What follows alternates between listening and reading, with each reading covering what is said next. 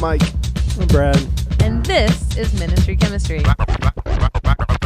Here we go. Welcome back to another episode of Ministry Chemistry, where today we are tackling a little post-Super Bowl conversation. Yeah, I'm excited. Me too. I got to watch the game with some Chiefs fans, and whoo, that was fun.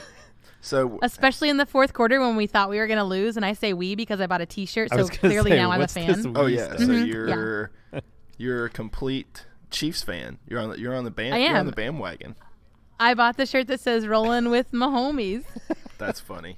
So also a nod to Clueless. So for our non-sports fans who listen, who could care less about the Super Bowl. Yes. I heard a really cool story about Patrick Mahomes. Now, whether it's true or not, who knows? But I guess like him and his girlfriend went out to lunch in Kansas City. Have you read this? No. And like I have not read about their lunch. Well, like I guess the whole restaurant just kind of chilled and let them have their lunch and didn't like bother them for a selfie or anything like that. So when he gets up to leave, he's like, "Hey, thank you guys so much for letting us enjoy our lunch," and he paid for the whole restaurant's meal. Oh wow, that's cool. Oh wow. Yeah. So I thought that was a cool story. And if they would have asked him for pictures, he would not paid for their lunch. Is that what you're? Well, I mean, I don't know. Maybe he would have anyway. Maybe he's just a nice guy, but I'm sure he, I think it was like, he just appreciated the gesture of like, obviously they know who he is, and they just kind of. I would do that too, but people don't have their self-control when I'm out at a restaurant. Yeah, they always just flock want to take you. picture after picture. It is a thing. I've been out to lunch with Brad a lot, and it is a thing. So like, please. See, that's the thing. There's a pastor I follow on Instagram who took a poll on his vid about like what you would do if you won $1 million or inherited $1 million or whatever. And after you do the first things, I often think about that, like, what would I do? And yes, I'd love to go to a whole restaurant and be like, tell everyone it's on me. Or like the people that are going to hospitals and saying, we're paying off the debt of this many, just anonymous, hey, I'm going to cover all this. That'd be so great to be able to do. Cool. It's funny. I always think I'm generous until I talk to you, and then I'm like, man, I am selfish. Like I'm pretty giving, but buying a whole restaurant's dinner is not the first thought that comes to mind when I think about winning $1 million. How fun would that be? It's like the movie with Nicolas Cage, the classic Nicolas Cage movie, It Could Happen to You, that everyone saw, the action adventure. Yeah, where he's a police officer. And that's an action adventure? He saves the day by opening a soup kitchen, One of the many very bad Nicolas Cage movies. He says, "Get off my plane." Put the bunny back in the box. So bad. Oh, so bad. Well, we're not talking about such bad Nicolas Cage movies today. We are talking about... Of course, if he's listening. Yes, thank you, Nicolas Cage. About something else. If you've been listening. We are talking about the Super Bowl specifically because of celebrity influence on culture. The Super Bowl, people stop. Like, life sort of pauses in America, I think, for the most part. For the most part. Youth group gets canceled, or you only do, like, the first half bash, and you don't want to conflict, and people debate, should we even meet as a small group tonight because it's the Super Bowl? And it is a national holiday. It's a little bit. And you know what? I had a friend say it's kind of a nice pause in all the politics and all the other stuff that people seem to be rallying around these days that are so controversial. Well, you could argue that there was no pause in politics during the halftime show. So well, or during during the national anthem, for that matter. So did you see the video of President Trump not pausing for the national anthem? No. So someone at his party, he had a dinner party during the Super Bowl. The Super Bowl's on in the background. But someone at the party captured a video of him. Everyone else is standing. Melania has her hand over her heart. Like, everyone's paused during the national anthem. Not the president. He is not paused during the national anthem. He's conducting in the air with his hands the song. He's leaned over and talked to someone. And so I thought, okay, just hear me out, listeners. Don't turn this off. But I thought, poor Donald Trump has someone at his own party secretly videoing him to then like humiliate him. Yeah. Come on, like your friends even suck, man. Yes. Like, Yeah, exactly. Well, that's terrible. no, I didn't see that, but it's so funny. I saw the pictures and video of Jay-Z and Beyonce sitting down at the Super Bowl. Yeah. But apparently, like, Colin Kaepernick is mad because Jay-Z was singing while he was sitting down. So, Oh, I missed that too. like, you can't win. You know, you can't win. No. Well, Jay-Z produced the halftime show because I was like, why are Jay-Z and Beyonce there? P.S. They brought their own champagne to the Golden Globes. Like, they walked in a little late, and one Like, reporter no, read I'm said, good. I got my we own." brought our own. We don't need your Golden Globe champagne. We carry our own. Thank you. Wow. That's when But you're. what is this That's when you're super high maintenance, right there. Yeah. That's like next level high maintenance. But what is this obsession with celebrity culture? And like there's positives and negatives with the pause and everyone gathering around a common happening, but there's a lot of negatives to it too, right? Like, is this why, let me just be far reaching, people miss church on a Sunday for midget league football because one day they might play in the big game in February?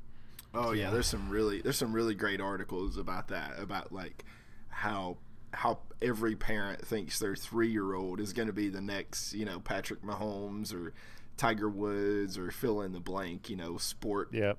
star. And it's like, come on, people, come on, you know. Well, especially when you have the sort of, and I don't even know if this phrase is PC anymore, rags to riches story. Yeah. You know, of like he came from this humdrum neighborhood and got scouted in high school and is now this MVP. Can't go to a restaurant without getting a selfie request. Without having to buy everybody's dinner. Just like Brad. Yeah. Well, it's funny because what- I mean, Hollywood definitely dictates culture. I mean, there's no doubt that culture follows on the heels of Hollywood and what's going on to a certain degree. Like I saw an entire, it was like a 30-minute documentary on people on a barber shop who basically like 90% of their haircuts are the Patrick Mahomes haircut. No way. So like, you know, he comes That's to Kansas awesome. City and he's got this kind of unique like curly faux hawk thing, and now the barber, like, that's all he does for these young kids is he's doing the Patrick Mahomes. And it's kind of cool, right? Yeah. Well, here's the hypocrisy though. We think it's cool when people follow someone that we like and we think that they have a good wholesome personality, but when they follow you go. someone who we think is less wholesome, then we're like, oh, maybe you shouldn't do that. And isn't that a little bit hypocritical? I mean, shouldn't we Absolutely. shouldn't we Well- be kind of like, hey, like, be to a certain degree, and I hate saying this, but like, shouldn't you be your own person instead of following in the footsteps of someone that you don't even know, good or bad? Yes. Hypocrisy. I've not thought about the hypocrisy behind it all, because how far does it go then? If we're going to be anti-hypocritical, okay, let's say that's our stance in life. I just don't want to be a hypocrite, which a lot of people say, I just don't want to be a hypocrite, or I don't want to go to the church because the church is full of hypocrites. That would lead me to believe they themselves don't want to be a hypocrite. Do they not buy Frozen apparel for their child at Christmas? Right? We don't want to create a following of a movie or an animated character. That's a good point. Or they don't, rush to get tickets to that concert of the band that they just can't not see, because we don't want to create too big of a following. Or am I stretching it far beyond what you were thinking? Yeah. Like a haircut's different. No, I get what you're saying, but I think it is different. I mean, I'm talking more in line with, I saw, whatever celebrity wearing this outfit, so I have to go get that outfit now. And then like that goes more and more extreme. Like there was some lady in like the tabloids, this is within the last year or two, who basically had like all this reconstructive surgery to look Oh, like yeah. to make her face look like a celebrity. I don't even remember who the celebrity was. Yeah. I don't either. I remember that story though, and I was like, "Holy smokes!" Yeah. So and So I'm that's not, extreme. Well, I'm not saying like just because you buy the same outfit that you're, you know, whatever your heartthrob wears or whatever. Like I'm not saying you're gonna have plastic surgery, but I mean that's kind of dipping your toe in the same water, though, isn't it? Is it Yeah. extreme to say Yeah. that? I can see that. I don't know. Because on the other side of that, you know, you're right. If the influence is for good, like if a kid gets a Patrick Mahomes haircut and learns, hey, when I have abundant means, Patrick also fed a whole restaurant. I too would hope to do that one day, right? Like that's something Yeah. I would hope they would live into. Learning generosity that's modeled for them. So I think you hit the nail on the head with what we agree with in terms of moral, ethical, behavioral expression of a person. Well, that comes to the point where we, as adults / parents or whatever, need to speak into those things. I mean, as Christians, we're supposed to model Jesus. If he has a cool haircut, I want a Jesus' haircut. I want Jesus' haircut.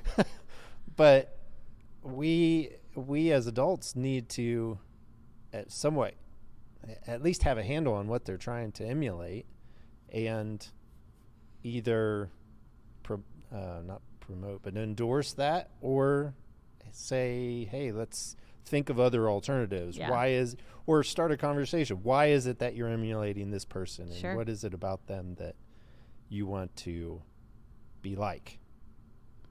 So that leads us to, we have to have a conversation about the halftime show then, and the impact and potential influence it could have had on young people, eyes of all ages, cultural empowerment, sexual empowerment. What did you guys think of the halftime show?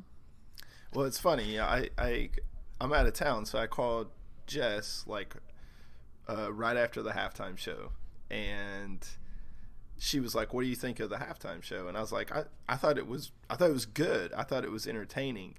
And it's funny. I guess it was the atmosphere that I was in when I was watching the Super Bowl. Like we went to this, you know, sports bar with a bunch of TVs to just grab dinner and watch the game. But I guess I wasn't thinking about it because like I wasn't around my kids, you know, and I Yeah. wasn't in like a kid environment while I was watching the Super Bowl, so I probably didn't read into it as much. And then like, you know, the next day I'm on social media and it's just blowing up, you know, Blowing up. For sure. up. Which my favorite meme that's come out of all this is like the Adam Levine from last year versus the, you know what I mean? And it's like moms last year panting over Adam Levine and moms this year like on their phone calling the Super Bowl halftime committee. I mean, there is a bit of hypocrisy there. Like, I don't know. And, you know, and yeah, like I'm a pastor and a Christian, but I'm still a guy. So I still have, you know what I mean?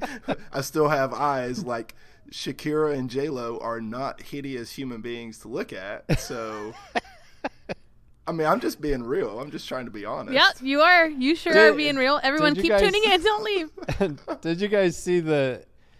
There was a post on Facebook. There was a dad that was just having an outrageous rant because now his 12-year-old son is having questions. The 12-year-old son's questioning his own sexuality. No, it's questioning. Has about questions sex. about J-Lo and Shakira. You're like, whoo. That's funny. That's an interesting way to look at it. And then on the flip side, I got an email from my brother-in-law, and his 12-year-old son decided to go brush his teeth during it. So you got both sides. That's the thing. I think what social media has done for me with this halftime show is made me feel like I need to have an opinion about something that I didn't immediately have an opinion about. Mm-hmm. Yes, I didn't care for the crotch shots, but I didn't care for Adam taking his shirt off last year. I didn't. Like, I was like, what? I remember talking about, like, what was that? Like, it was just an unnecessary kind of sexualization of a person that I didn't need in the entertainment piece of that evening. Yeah.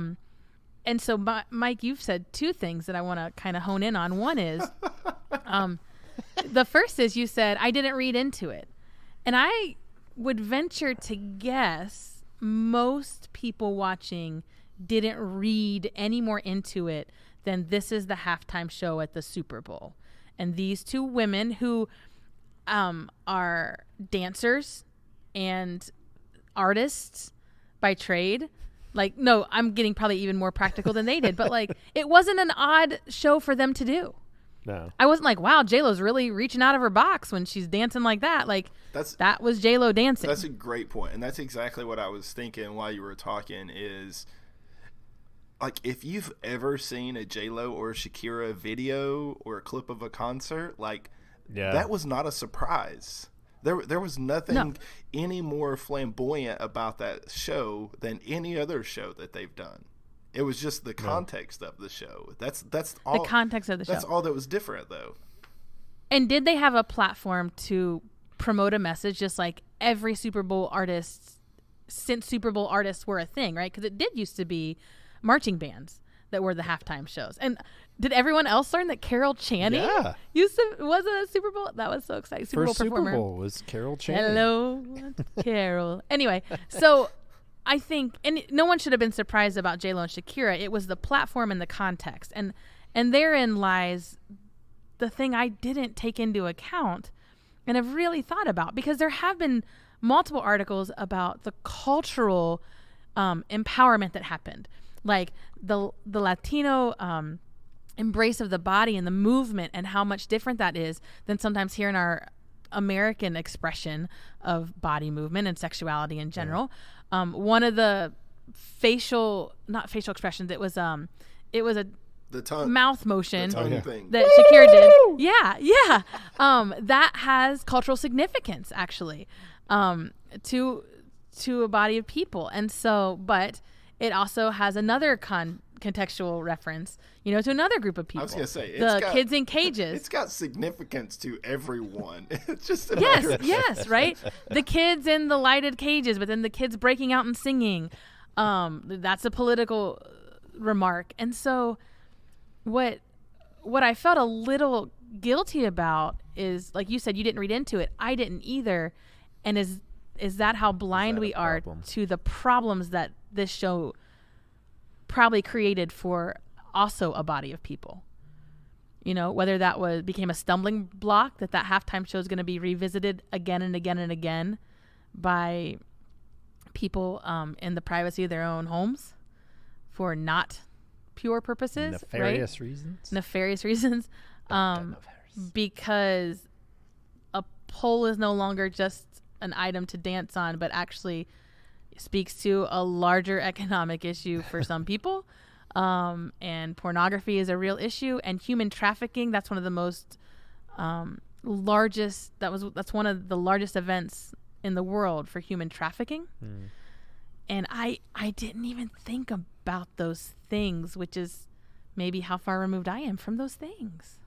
You're saying that. Should I feel bad about that? You're saying that some of the stuff they seemed to be trying to accomplish during the halftime show was overshadowed by the promiscuity. Is that what you're saying?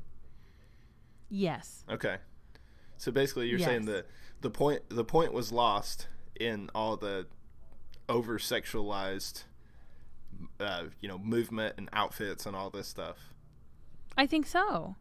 And if you're watching this and you're the parent of a young girl, do you want your daughters? How do you want your daughters to express themselves with physical movement and with dance? On a public forum. One of them had their daughter on stage. She did. I know. I know. On the flip side of that, as someone who wants to embrace cultural heritage and the beauty of that, how do you talk to your kids through that lens as well? So it was almost like too much was going on, because so much had to happen that we're getting these controversial articles around it all. And that's unfortunate. Well, one of the things I would go back to, though, is there's a lot of, like I said, a lot of people are up in arms about, just the content, but they're more up in arms because it happened during the Super Bowl. And, like there's a lot of, a lot of people watch the Super Bowl who never watch a football game throughout the rest of the year. A lot of churches play the Super Bowl as like, part of a kind of a social gathering fellowship type event. But my argument would be, I'm not making a case for whether or not it's okay, but my argument would be, if you wouldn't show a Shakira or J-Lo concert during that context that you're watching the Super Bowl, then find another channel to flip to during the halftime show. Like someone I follow on Twitter who I don't necessarily agree with made a good point. He's like, that's the beauty of television. You can change the channel if you don't like what you're watching, It is. And, with the rise in the popularity of Lizzo, an artist who embraces self-expression and positive body image, some have said we are all for that message.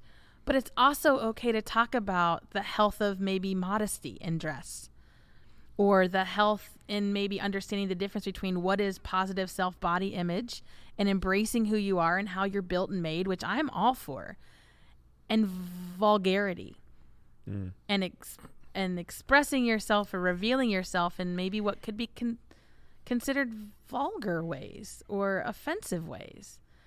And so my question to you guys is that always just in literally the eye of the beholder? What is vulgar or tasteless versus positive and confident? I think it is. And I mean, if I'm thinking back to the halftime show, of the two of them, I would say the outfits for J-Lo were more skirting a line. I probably shouldn't say skirt. They're stepping to a line and maybe over than Shakira. But again, like what Mac was saying, is when you think about their shows, I've never been to either one of them, but I've seen them perform on TV multiple times. That's their show. So, I've seen plenty of posts from their youth pastors around the country that before the game, they were asking, hey, do you show the halftime show to your youth group during your Super Bowl parties, or do you turn them off, turn them into something else? Half the time, I think people don't even watch the halftime show. Yes. They watch the entirety of the game and the commercials, because the commercials are the thing. Everyone gets quiet during the commercials. Like, shut up, there's a new one. Yeah. Like a Smart Pock, in your car. Smart Pock. So good. Yeah, that was It's the good. poppy. It's my favorite. But yeah, it is in the eye of the beholder. And Okay, so Brad says it's in the eye of the beholder. This is good because I have a follow-up. But Mike, is it in the eye of the beholder? Well, Whether someone is dressed positively, confidently, or immodestly. Well, I hadn't really thought about what Brad said about the difference in their two outfits, because I agree. I mean, there was more of a dominatrix look to J-Lo's outfit. Shakira, it seemed more like culturally Fringy. in line with what she normally wears, which It's her Zootopia character. yeah. But as far as the eye of the beholder, I can only put that like this: where I was watching it, I didn't read into it at all. If I was at home and my kids were watching the Super Bowl with me, I probably would have changed the channel. And the reason I asked the eye of the beholder question is because we pour into teenagers and youth all the time, and we talk to them about being made in the image of God, and being confident in the fact that they need to be who they are, so they can wear weird clothes and they can have goofy hairstyles, and it doesn't change who they inherently are as a child of God, right? In essence, we're teaching them, don't dress for others, dress to honor God. And that might go against the grain of others. In this regard, though, when we say it's in the eye of the beholder, to some degree, it's you need to consider your audience. Now, our teenagers aren't performing in front of millions of people on television or, in a football stadium, but it's a interesting dichotomy of teaching one thing and yet saying, but those gals, they needed to think about who was going to see them. And I think they did. Yeah. I think they did think about that. Well, and it's interesting what you said about some of the messaging being lost in how it was displayed. But I mean, the reality is we can dispute this and argue about it all we want. Sex still sells. Yeah. And you know, you're not gonna someone who's up there Boycott Pepsi entirely. right? Someone who's up there, and you know, even like if J-Lo and Shakira had got up there in like a full robe with a turtleneck, you know, or a burqa, like no one's gonna tune in. People are gonna be changing. That's crossing the channel, line too. you know, like Interesting. so the Super Bowl is all about ratings, and that's why people strategically place like their commercial spots and pay millions of dollars for them. I mean, the reason they got Shakira and J-Lo is because they knew what the show was going to be. They knew the audience is predominantly male, and it sells. Well, that was the second point I was going to draw out from what you said earlier, was that you're a guy, you have guy eyes, you know, it doesn't, Yeah. you don't mind looking at that. And I was reading some comments on a post, and the post was, hey, not cool halftime show in light of all the sex trafficking that's happening around the stadium on Sunday. And I can appreciate that post very much so. One of the comments was, I understand what you're saying, but you also kind of come off as a party pooper, right? And you saying, I'm a guy, you know, it is what it is. Now, some guys can't handle it.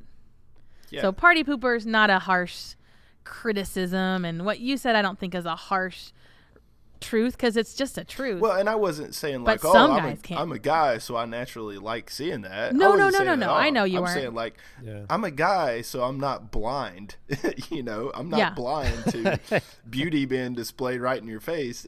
You know, even if it's like over sexualized, I'm not going to argue that it's not. You know, Right. Oh, yeah. And I think one of the critiques, and it's been a rarer critique, but it is the men who say, hey, women, you weren't complaining last year when? And you weren't complaining when? Who's Jason, what's his bucket, that did the really funny commercial? Oh yeah, the guy that plays Aquaman. Yeah, the guy that plays Aquaman, right? Jason Momoa, yeah. Yeah. You know, you don't hear women go, oh, he should really put his shirt back on. He should really put those arms and chest back on. And That's when he terrible. like took off all that, you know, oh, that CGI was so That was fantastic. hilarious. Because Yeah. it was so funny. And a little bit the opposite of what we're saying, but right in line, right? How influential, and it's already Thursday, and people are still kind of debating and talking about, was that okay? And I'm sure it sits with the minds of the planners for next year. Yeah. In maybe ways, some folks of a Christian mindset won't appreciate. I've got a question for you guys. Do you think there would be more of an uproar or less of an uproar, or maybe even the same, if the female artist would have been early 20s? We're talking a 40 plus and a 50 plus. She's not woman. 50 plus. She is just 50. She's 50. Yeah. Okay. She's older. Oh, than if I. they were 20 or Yeah, yeah. 25, if it was. Would there be the same kind of backlash, or I think it'd be greater. Really? I would think so too. That's interesting. Yes. I do think it would be greater. Because we've been focusing on if these are established artists, if you're familiar with their music and their culture and their history of, you know, the career history, this should not have surprised you.